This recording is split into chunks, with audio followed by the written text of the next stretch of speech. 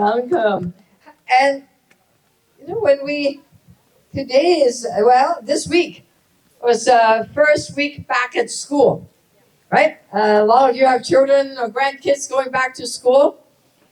And when I came to Canada when I was 13, my mom said to me, most important thing is education. My parents came to Canada because they want a great education for me and also healthcare too, right? For that. Yeah, so those are things we take for granted, healthcare and education. As immigrants, we know that education is our passport to a better life.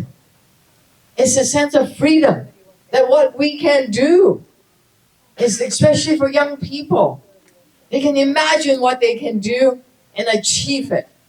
So education for us is fundamental rights that we hold dear, which is why in Canada, in Toronto, everywhere, elementary and secondary school free. When your kids go to high school, they have a science lab. If they want to discover the magic in those test tubes of mixing different chemicals together, they have all the equipment to do it. If they want to do dissection in order to understand biology or discover the magic of medical discovery, they have the equipment to do that. Not so if you are a young person, if you're a teenager in our country. Not so. Why? Because of slavery, because of injustice. They don't have that freedom to discover what is possible. They do not have the freedom to understand why education could be the passport to life. That it could, if they discover something, that they are able to pursue their dream, to be a scientist, to maybe even one day discover the cure for cancer or some terrible diseases.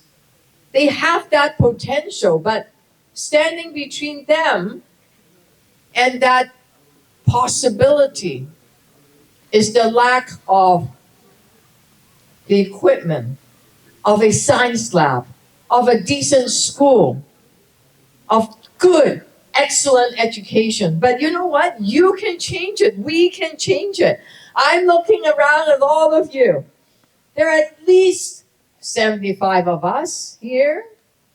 And think about it. Do we all have 10 friends? Yes. Do you think we can persuade our 10 friends to give $100 maybe even 50 or 100? So while you're walking today, think about this. If you have 10 friends, they could give something close to 100. Guess what? If there are 75 of us here, and there is at least, there are 75 of you here, finding 10 friends. While you're walking, think about those 10 friends that can actually donate a bit more. Then call them. Call them and say and talk to them about why this is important, why it's unjust in terms of slavery, why these young kids and their parents are gathering tea leaves. Are they getting much of the profit from it? No.